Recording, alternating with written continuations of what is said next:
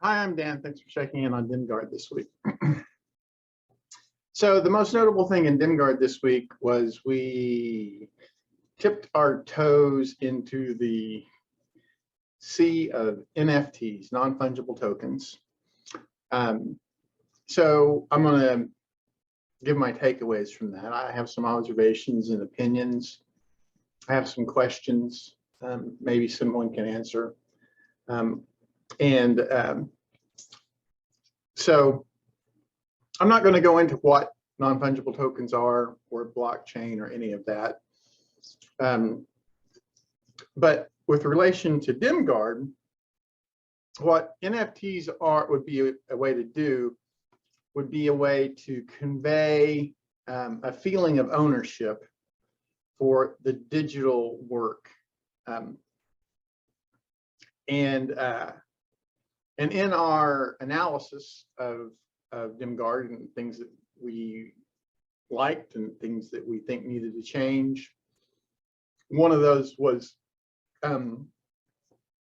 exploring NFTs. It's something no one else is doing in the realm of campaigns, D&D campaigns, and we like being trailblazers there. And so here are my takeaways from it. So platforms, we use OpenSea, and platforms make it very, very easy to create NFTs. It's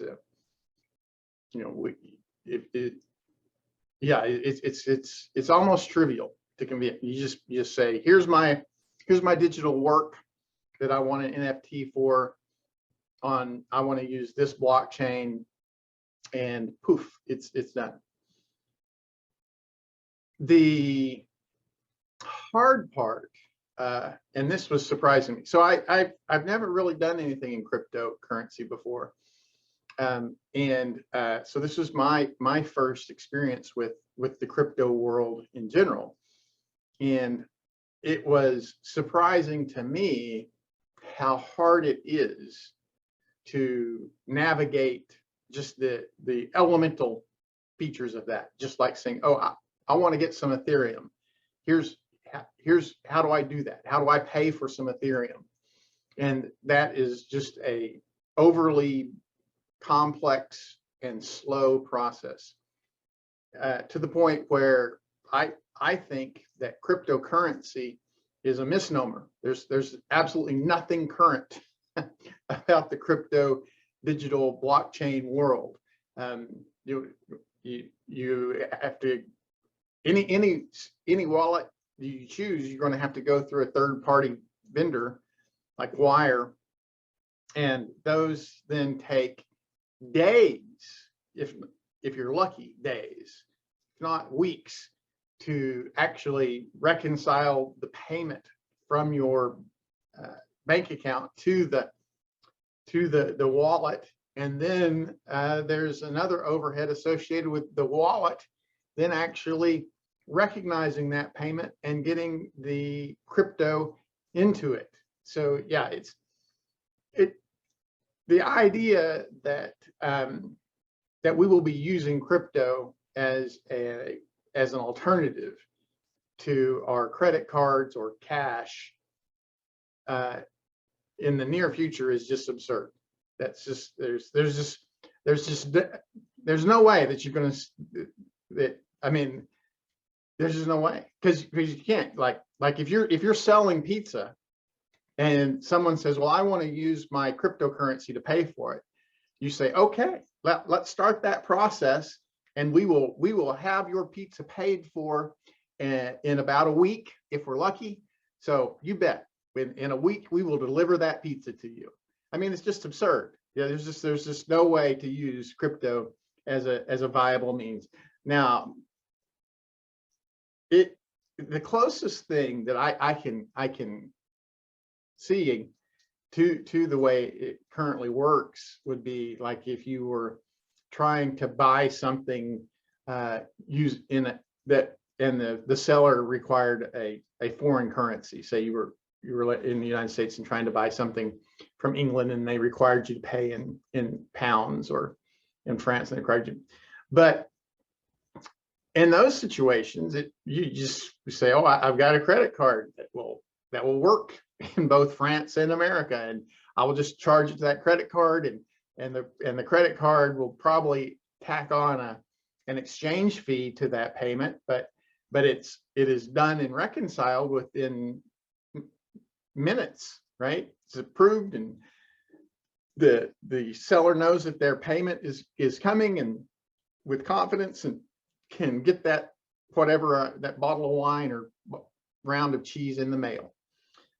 And so maybe there will be a PayPal or some other or element emerge that says, you know what, we can do that with crypto. We can say, okay, you've got a reservoir of crypto, and we can allow you to charge against that in a real currency, in a fiat currency, and get those payments reconciled in a manner that will allow you to use your crypto wallet to buy stuff. But that doesn't exist so far, and from what research I've done, it doesn't look like anyone is rushing to do it. Like it looks to me like if I were Visa or MasterCard, I would say, oh yeah, we need to have that solution in place, but apparently not. Apparently it's considered such a fringe and niche financial domain that none of the big guys are even pushing for that. Anyway, so those are my observations and opinions. And like I said, so we ended up creating a couple of NFTs for one of the early primary villains in the Drow conspiracy. We did that because we're going to be re-releasing the Drow conspiracy, so that work was already in place. It's Kazlis. If you played the Drow conspiracy, you know that she's the final.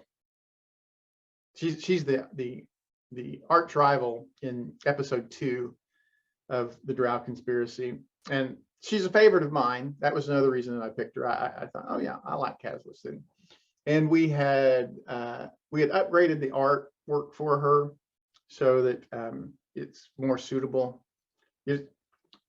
And it's very limited. Like it's not like we're have a big exposure that we're risking by just creating an NFT out of one NPC. And then, if nothing else, it's good promotion for the re-release of the Drow conspiracy. So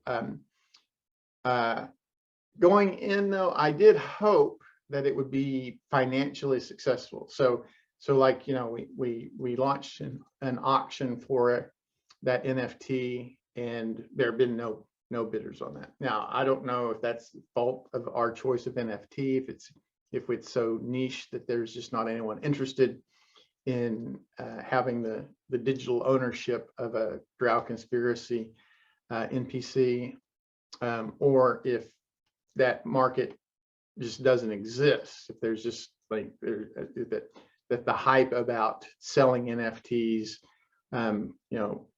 if you're a Banksy who has a particular audience that is eager to engage in that activity, but that for the broader producers, NFTs are just not really a viable solution yet. And then, what we're going to do is whenever we restart publishing later, we expect later this month, we're going to issue NFTs as part of the Kickstarter. We're going to have some of the Kickstarter levels will include NFT options.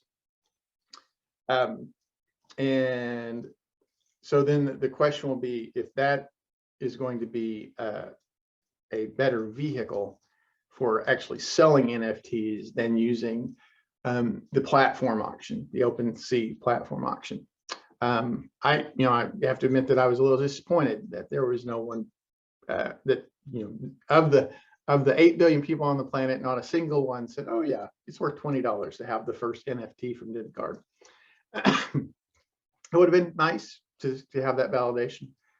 I will link the auction in the notes, in the comments here, although I think by the time this is published, if the auction isn't over, it's nearly over. So I don't have a lot of hopes there. But yeah, but we are going to, because NFTs are so easy to create. I just don't have a reason not to include them as part of the offerings on the Kickstarters going forward.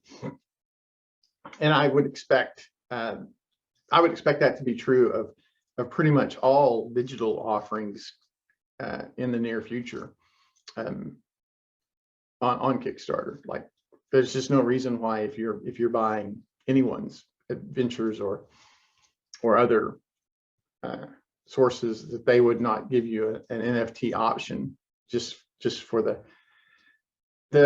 the glow of ownership that you would have, as well as the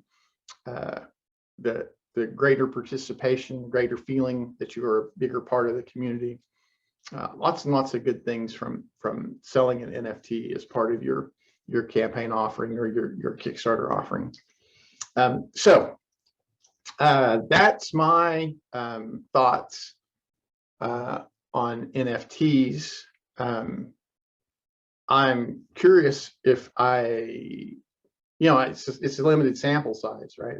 We only, so we don't have I'm forming my opinions based upon a pretty narrow experience there.